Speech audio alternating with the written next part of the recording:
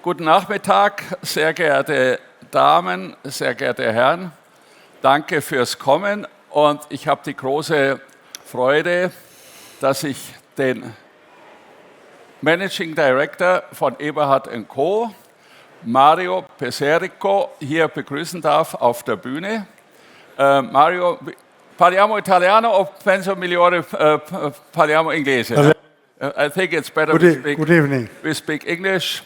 And it's your first time at the Inhorgenta, and I think it's a new experience for you in the on the German market. I mean, no, thank you, Gisbert, thank you very much. Nice to be here. We have been in Inhorgenta 25 years ago, so it was an age behind. But you didn't work for No, I was already working for Eberhard, because now it's 33 years I've been working for the company. But obviously it was totally different and was a different experience. So now we want to commit to the German market, that maybe we have time to talk later, but we consider very, very important. Therefore, even if we are in Geneva in 2 months, but we thought important to be here. So welcome to the German market again. And Eberhard Co is a very traditional brand, 1887 founded in Chaux-de-Fonds. And since 1887, it's just 2 owners. Yes. And this is very rare in the watch industry. I honestly do not know of other brands with the same history. As you said, 2 owners, one until 1969, the founding family, and then since then the Monti family, who bought the brand in 1969, until now. It's an uninterrupted history. So we never had a moment of interruption, neither World Wars, coronavirus, Lehman Brothers, nothing stopped us. So I think it's something unusual. It's very particular that you have Italian owners for a traditional Swiss brand. Is it an advantage to have Italian owners? If I see what happened in the watchmaking industry in the last years, I think we had an Italian owning Director of Eberhard. We had people owning companies from other countries. I mean, the owner of Richemont for sure is not Swiss. So, I mean, the owner of Louis Vuitton is not Swiss. So, I mean, it's not so uncommon. I think it's good to have an Italian spirit and soul, because there is an aesthetic aspect that is still important. And Italians are great watch enthusiasts. And I must say, I didn't want to mean that we are good in aesthetical aspects. What I meant is that until at least 2008, 2010, Italy was the reference for the taste. So what was nice for the Italian market was nice everywhere else. Then the markets changed, and then Far East became big, and almost all the brands started to make watches for Chinese customers. So everything changed. But Italy has always been the reference for many years. You bought, did you buy the fantastic building in La Chaux? Did you buy it or did you rent it? Badly no. When the brand was sold in 1969, the Eberhard family sold the brand to Mr. Monti, and the building to another family, Swiss local family. So Mr. Monti at that time decided to move to Bienne, to Biel, and we remained in Biel until 2019. And then Miss Monti, the daughter, that is our president now, and it's, let's say, something else that is really unusual, because we have a president that is, for the Swiss brand, that is a lady, that is a woman, and that is totally behind the production. So we have 95% of the production that is for male, but is made by a woman. So I think it's something really, really unusual. But this building is a monument in La Chaux-de-Fonds. Yeah, this building is a monument. We decided to go back to this building in 2019 to open the museum within our floor, and yes, and to start a new, let's say, a new path of the brand. Yeah, you have a long tradition, and if I look back in the old catalogs and the old books, you did a lot of fantastic watches, mainly chronographs, which are very important. It's a big heritage for you now. You can follow this old collection, I think. Absolutely. I think it's. We always say that it's a brand is made of the present and of a vision of the future, but I think it's having a great past. It's very important. And for example, we see what is happening now with what is Breitling or Mr. Kern is doing, is relaunching brands of the past. Yeah. And with for example, Universal Genève, with the common history, because many things have been done similar and in the same years. So this shows how the past is important, and in the watchmaking, in the mechanical watchmaking, there is nothing you invent. Mm-hmm. You have to repropose correctly the products, implementing them sometimes, and it's the case of the Chrono 4, it's the case of the 8 days, that are totally new proposal we have been doing in the past and today, but also we get everyday inspiration from the past. And your clients, may I ask the question, your clients, do they understand and estimate your history when they are buying a Eberhard Co wristwatch today? I think so, and I mean, we have two spokesperson for us to arrive to the final customer, and one is the dealers, and the other one is the journalists, and is the press. And I must say, when we presented the Scaphograph, for example, that is the diving watch, that goes back to 1959. In 2016, we won the Grand Prix de l'Horlogerie, and the prize, you perfectly know, is given by experts and journalists and so on. So, and we won the Grand Prix de l'Horlogerie.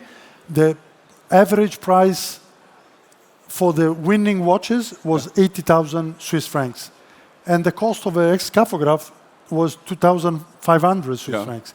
So this is also very important, because we try to, be very strong and solid in a segment where even more it's difficult to make new things. And getting inspiration from the past is a very important source. When I look back at the history of Eberhard Co, I notice that quality of watches is a high approach of part of your philosophy.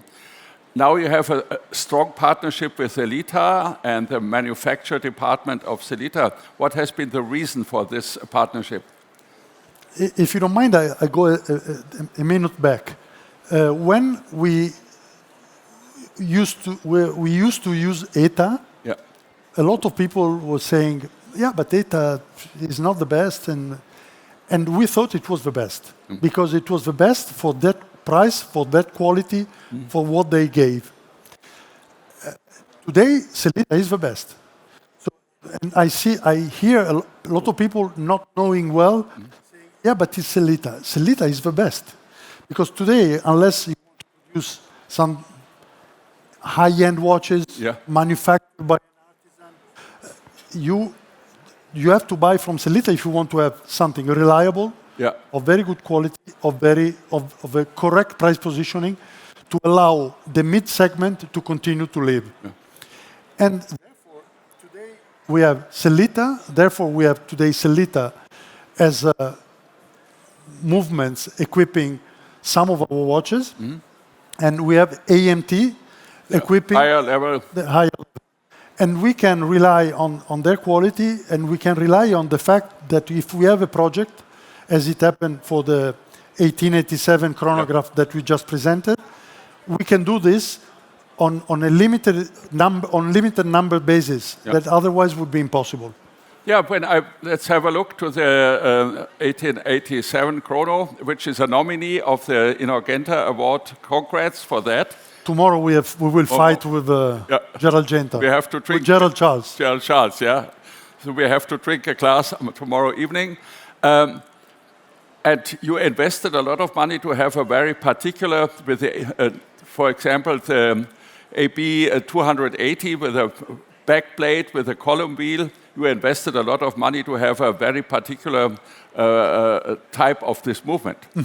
Absolutely, because AMT offers a flyback movement that is in their catalog, and we buy this for our extra Ford collection. Yeah. But then on this, we wanted to implement and do something else. We've been working on this movement to modify from automatic to automatic. And then from the result, the automatic resulting from this study on a mechanical one. So it's a double implementation.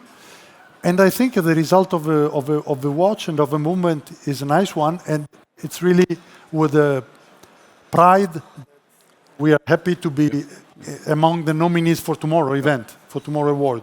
Yeah, Eberhard Co has a long tradition in column wheel chronographs. So to have the column wheel in this movement is really fantastic, and the blue column wheel, which is really fantastic.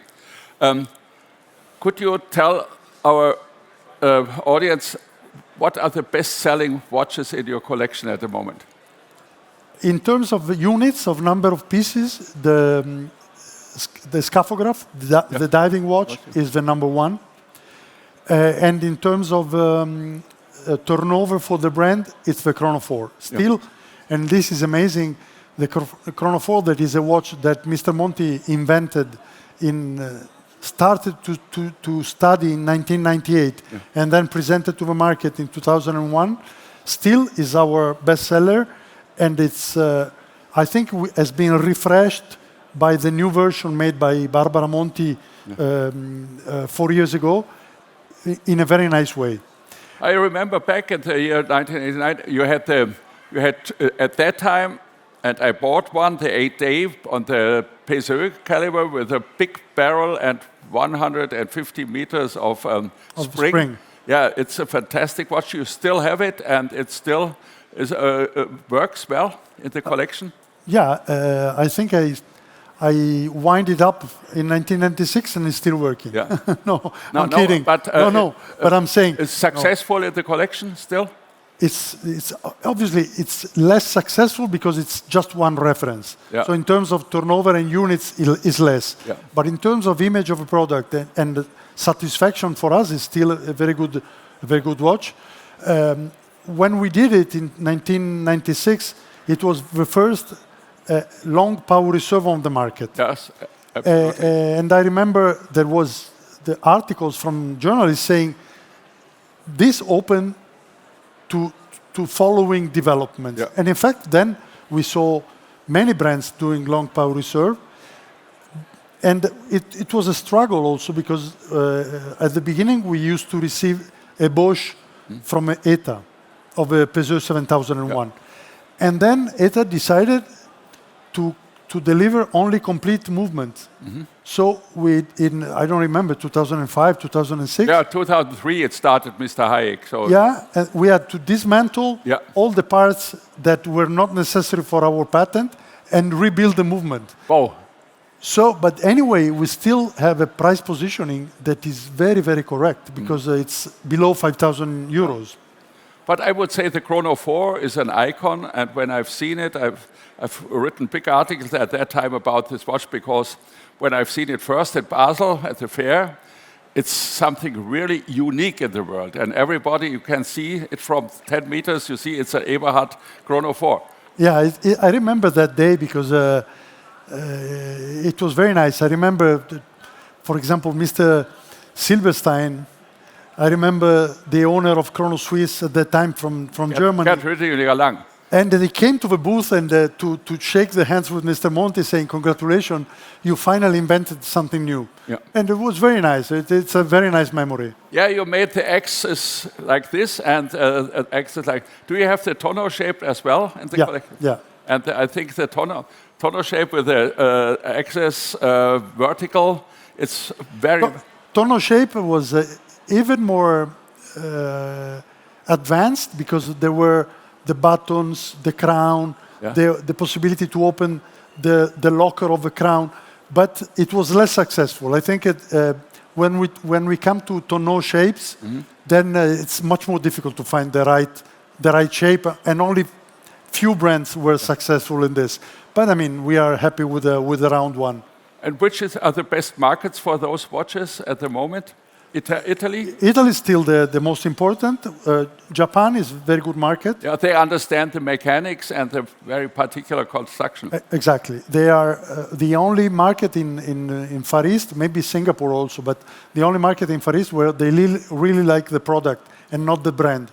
So they don't follow the name, but they try to understand what's inside.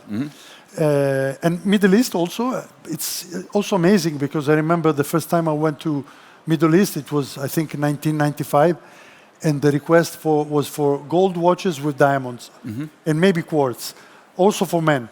And today it's a very nice market. So very fond of mechanic watches. And what about the US? Is it important for you? No, it's not important. We will see what will happen with custom. But it's not important at the moment, even if it is for the watchmaking industry. But there is where we find the most difficult barriers toward an independent brands. Yeah. Every shop requests for watches in consignment, and we don't do this because it's not the way to develop the market. But I see that for Geneva, for Watches and Wonders, we have 5 appointments from very important dealers. Yeah. So maybe something is changing. I don't know. I will tell you after Geneva. After Geneva, yeah. After Geneva. But now you are coming back to the German market after a break. The German market is very challenging. What has been the reason in 2024 for your decision to come back to the German market? Germany is, in our vision, obviously, except the Italian market for the brand, is the most important market in Europe. Because there's the capillarity of distribution, because there is the comprehension of the local customers of the advantage to buy the good quality price ratio. And when I see that, for example, there are shops like Oedingerdel in Münster, that is a fantastic shop in a smaller city. Yes. This doesn't happen in France, this doesn't happen in UK, so this happens only in Germany and in Italy, in Europe. Yes. And therefore, we have to try to be not in too many shops, in a reasonable and what is your target? How many doors? 25. It's not important. It's important to have the right people. Yeah. So we wanted to come here to show our commitment to the market. Yeah. So you know how much Geneva Watches and Wonders is expensive. Yeah. But we wanted to our marketing budget is really very much dedicated to events. Because today we have to talk from one side to final customers. That's why we also came to Düsseldorf. Yeah. We came to, and we will come to Vienna, but also to come to something dedicated to B2B. So this is the right forum to get close to the retailers which are fitting. What do you, for new retailers, do you train them about the brand, the values of the brand, the collection, and whatever? Absolutely. You know, when we have to sell our watches, we have to be in the A shops all over the world. Yeah. And when you are in the A shops, you find brands from Louis Vuitton, from Richemont, from from Swatch Group, from Rolex, from Patek, from Breitling, and so on. You are not at the first rank, the first place of a ranking. You have to struggle. You have to be creative. Yeah. You have to make trainings. So absolutely yes. I looked into the internet. You have a nice internet page about history, whatever, but you don't sell watches on internet. Today it's rare because most of the brands are selling directly via internet on the one leg, and on the other leg you have your retailers, maybe your own boutiques. Why did you make up your mind not to sell your watches via internet? I mean, we were thinking not to do it even before Corona, because I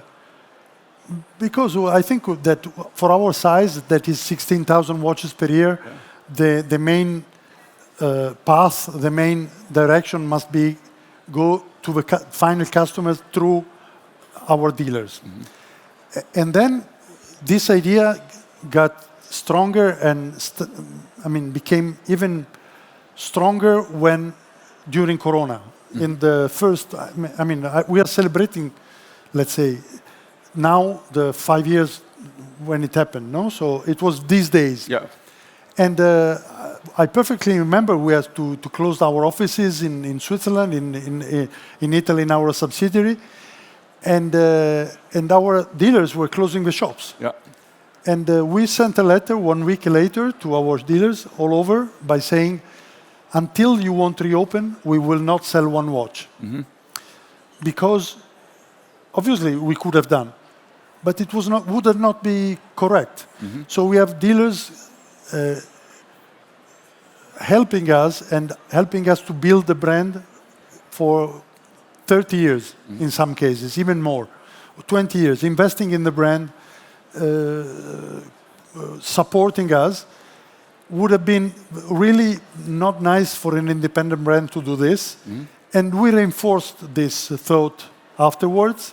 And now that it's very common for maybe all the dealers to see that most of the brands, they have a shop online, we still decided that we don't need this.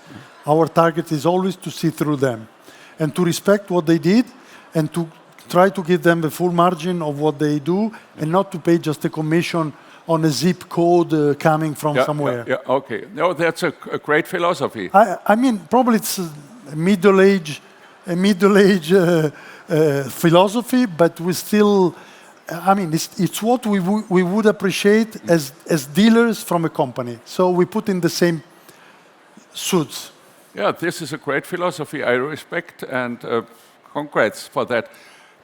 But to be present at the market and to be successful at a market, it's important to have an after-sales service. How do you manage it in Germany? In Germany, we have historically an after-sales service in Niederkassel that is Kroll, very reliable, very good, very quick in the service. We have obviously the service in Switzerland. We have a service almost everywhere because nevertheless, even if we have maybe not a strong market like as it is UK, we have an after-sales service in UK.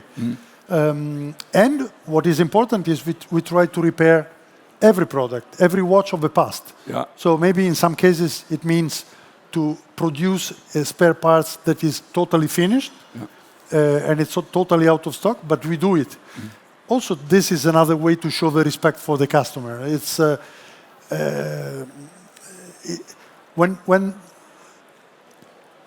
a customer has a watch that belonged to his grandfather, I think it's part of a patrimony of that family, and just reply by saying we cannot repair is not nice. So.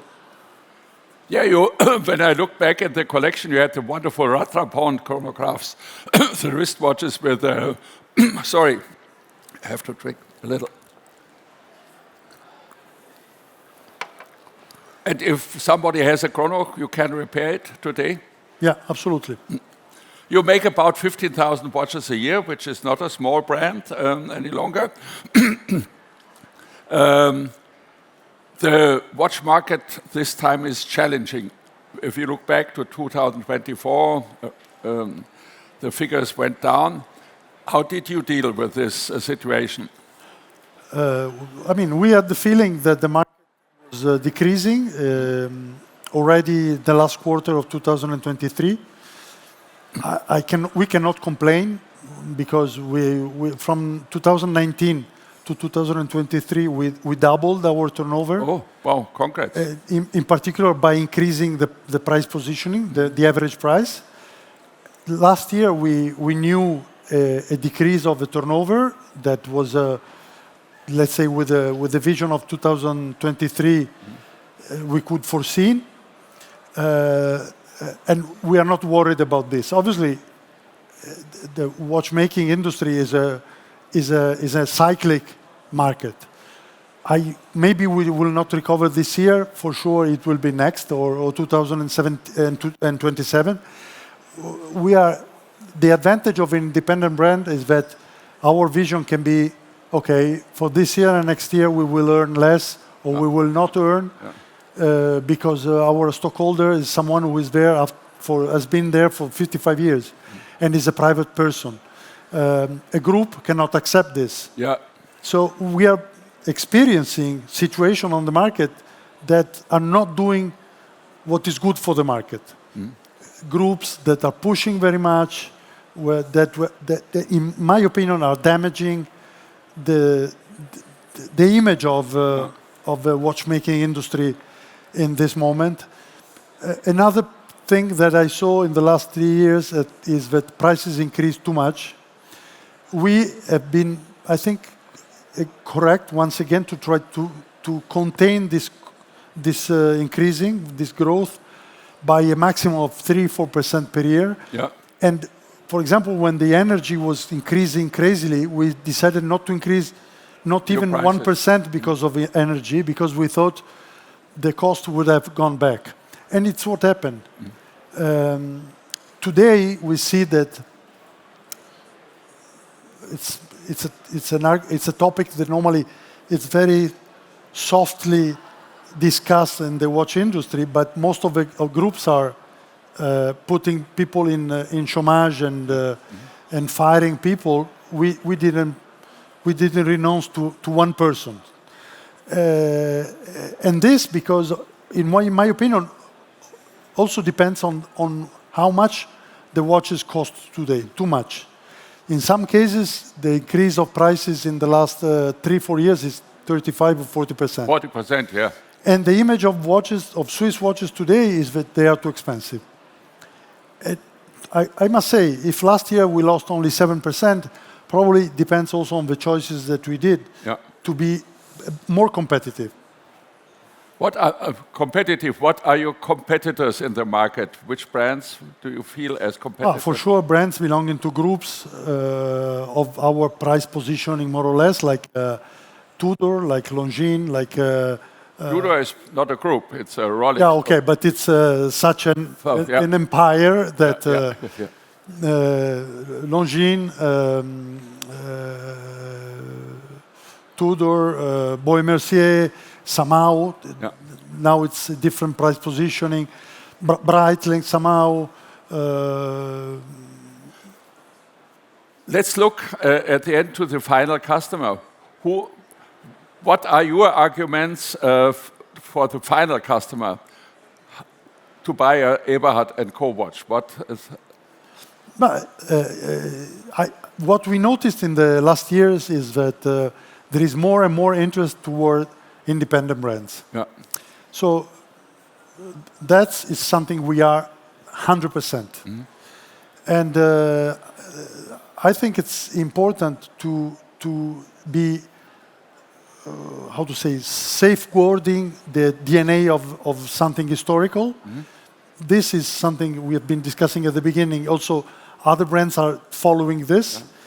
And we are among the best, I think, holder of this patrimony. And I would not forget that I think I tried to diminishing this at the beginning, but I think our aesthetical is very nice. Yeah. This is allow me to not to be a bit more not arrogant, but to claim that we make nice watches. So I think it's also nice for the end customer to see something that is inspired by the taste that is not the common Swiss taste. But you have a strong link to sports, Tazio Nuvolari, Alfa Romeo, and sailing and whatever. You have is it for young people? Is it a Tazio, for example, or is it an argument for young people? I mean, it depends if you are good to decline the things in the right way. At the beginning, it was a link to collectors and collectors of vintage cars. And obviously, if we stick to this for all our life, it's becomes a bit foggy and not too nice. But now we try to decline in different ways. So we are talking to collectors, young collectors in art. Mm-hmm. We are talking to nautic instrument, to nautic people related to the sea with our diving watch, and I give you a preview. In 10 days we will be in a fair that is the racket fair. Mm-hmm. So about tennis, about paddle, about racquetball, about pickleball, and these are sports expanding very much. Mm-hmm. So we will start touching younger generation even in a different way. Oh. So everything is moving, and also the communication must change. Yeah. We cannot talk to the owner of vintage cars as it was 30 years ago. We have to modify this. And hopefully, collectors also became much younger. So today, I was participating in one of the last edition of the Nuvolari Grand Prix was on a NSU, mm-hmm. Audi. Yeah. So, I mean, young people start collecting NSU, not only Bugatti. So this is what is nice today. Yeah. Does it help? Because when I look into the market, your vintage watches have very high prices because there is a strong collectors community collecting watches of Eberhard Co. Does it help for the sales now with modern watches? Yeah, as I told you before, having a present and a vision of the future is very important, but having a past will help. Yeah, yeah. So many brands had to invent a past. Yeah. We didn't have to invent anything. We have it there. So to make you an example, like 10 years ago, a dealer told us that he had 16 or 18 Rattrapant, and he wanted to sell them. And we asked them, how much do you want? Since then, and it was like 11,000 per watch. Yeah. Now, if you want to buy a Rattrapant in an auction, 100,000, 250,000, yes. So obviously, I think Patek and Rolex teaches us that having great result from auctions help to build the credibility of a brand. So we are not at that level, but I think it's one of the bricks. You are building a museum, I've seen, and does your collection increase? We always buy. Mm-hmm. We bought 2 months just before Christmas. We bought a Scaphograph of the end of the 60s. Mm-hmm. Already, something like 70 style. And then we bought a Sistema Maggini that we were very lucky to find. So we are continuing to buy and to increase the collection. And can the people visit your museum in Chaux-de-Fonds? Absolutely. The museum is open once a month, every last Wednesday, but is open every time someone wants to fix a meeting. So it can be even every day. So absolutely. We normally have 4 or 5 visits per month of maximum 10, 12 people. Yes. And then this fixed Wednesday or Thursday, so depending. Yeah, it's important to visit this building because this building is an architectural highlight in La Chaux-de-Fonds. I mean, La Chaux-de-Fonds is a UNESCO patrimony together with Le Locle. This building is a UNESCO patrimony belonging to the whole environment. And yes, the eagle on the roof belongs to this patrimony. Badfully now is under restoration, but I hope it will come back soon. Fantastic. Thank you very much, Mario, for being with me and to talk together. I wish you great luck in Germany, that all your wishes will be fulfilled within 2 or 3 years and everything will walk as you want. Thank you very much, and I must say that it was a real honor to be interviewed by you. Thank you. Bye-bye. Thank you very much. Thank you. Thank you very much. Thank you. Thank you.